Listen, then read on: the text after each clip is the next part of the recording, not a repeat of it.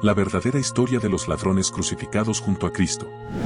La crucifixión de los dos ladrones junto a Jesús en el Gólgota se llevó a cabo como parte de la ejecución romana de 3 condenados ese día.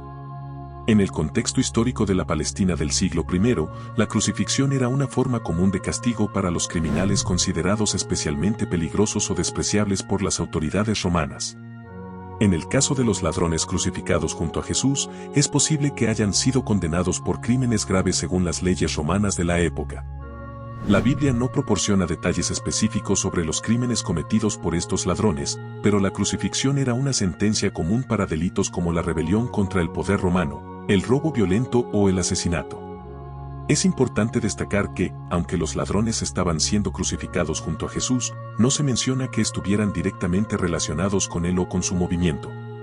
Su presencia en el Gólgota ese día puede haber sido simplemente el resultado de sus propios delitos y la coincidencia de ser ejecutados al mismo tiempo que Jesús. Esta es la historia. En los días previos a la crucifixión en el monte Gólgota, la ciudad de Jerusalén bullía de actividad y agitación. Las autoridades romanas estaban decididas a imponer la ley y el orden durante la festividad de la Pascua, y las calles estaban llenas de tensiones políticas y religiosas. En medio de este ambiente cargado, Jesús de Nazaret fue llevado ante el gobernador romano Poncio Pilato, acusado por las autoridades religiosas judías de blasfemia y sedición. A pesar de no encontrar ninguna culpa en él, Pilato cedió a la presión popular y ordenó que Jesús fuera crucificado junto a 2 criminales. Los 2 ladrones que compartieron el destino de Jesús eran conocidos en la ciudad por sus fechorías. Uno de ellos, llamémoslo Dismas, había sido un ladrón y asesino despiadado que había sembrado el terror en los caminos de Judea. El otro, Gestas, era un revolucionario, un hombre que había luchado valientemente contra la ocupación romana, pero cuya causa se había vuelto violenta y corrupta. Cuando los 3 hombres fueron llevados al monte Gólgota y crucificados, Dismas y Gestas, junto con Jesús, compartieron el mismo destino cruel. A medida que los soldados romanos martillaban los clavos en sus manos y pies, la multitud los miraba con mezcla de horror y desprecio. Durante las primeras horas en la cruz, la burla y el escarnio llovían sobre los 3 condenados. La multitud, incitada por las autoridades religiosas, se regodeaba en el sufrimiento de los crucificados, lanzándoles insultos y maldiciones. En medio de este caos, la reacción de los 2 ladrones hacia Jesús fue muy diferente. Gestas, el revolucionario, se unió a la multitud en sus insultos hacia Jesús, burlándose de su supuesta divinidad y desafiándolo a que demostrara su poder. Dismas, por otro lado, fue testigo del sufrimiento silencioso de Jesús y algo dentro de él se estremeció. A medida que el sol ardiente se deslizaba por el cielo, Dismas comenzó a reflexionar sobre su propia vida y sus pecados. Recordó los rostros de aquellos a quienes había herido y robado, y sintió un profundo pesar en su corazón. Entonces, en un momento de claridad espiritual, Dismas se volvió hacia Jesús y lo defendió ante Gestas y la multitud. Reconociendo la inocencia de Jesús y su propio pecado, Dismas pronunció palabras de arrepentimiento y humildad. Nosotros merecemos este castigo, admitió Dismas, su voz temblorosa por la emoción. Pero este hombre no ha hecho nada malo. Con estas palabras, Dismas confesó su culpa y reconoció la justicia de su condena, pero también proclamó la inocencia de Jesús. Las palabras de Dismas resonaron en el aire cargado de desesperación y sufrimiento. La multitud, sorprendida por su cambio repentino, se calló por un momento, atónita por sus palabras. Incluso Gestas, en su arrogancia, parecía desconcertado por la sinceridad de su compañero de crucifixión.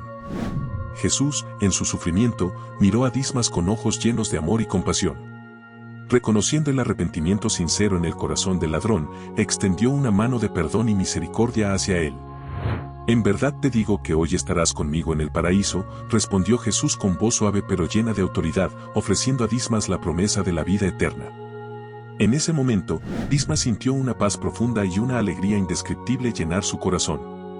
A pesar del dolor físico de la crucifixión, una luz de esperanza y redención brilló en su alma, recordándole que incluso en su hora más oscura, el amor y la misericordia de Dios nunca lo abandonarían. Mientras el sol se ponía lentamente sobre el monte Gólgota, Dismas encontró consuelo y esperanza en medio del sufrimiento y la muerte. A su lado, Jesús, el Salvador crucificado, extendió el don del perdón y la salvación a un pecador arrepentido, demostrando una vez más que ningún pecado es demasiado grande para la gracia de Dios. Moraleja: La historia de los ladrones crucificados junto a Cristo nos enseña una poderosa lección sobre el perdón, la redención y la misericordia divina, que sigue siendo relevante en la vida cotidiana. La moraleja que podemos extraer de esta historia es: incluso en los momentos más oscuros de nuestra vida, el perdón y la redención están al alcance de aquellos que se arrepienten sinceramente y buscan la gracia de Dios.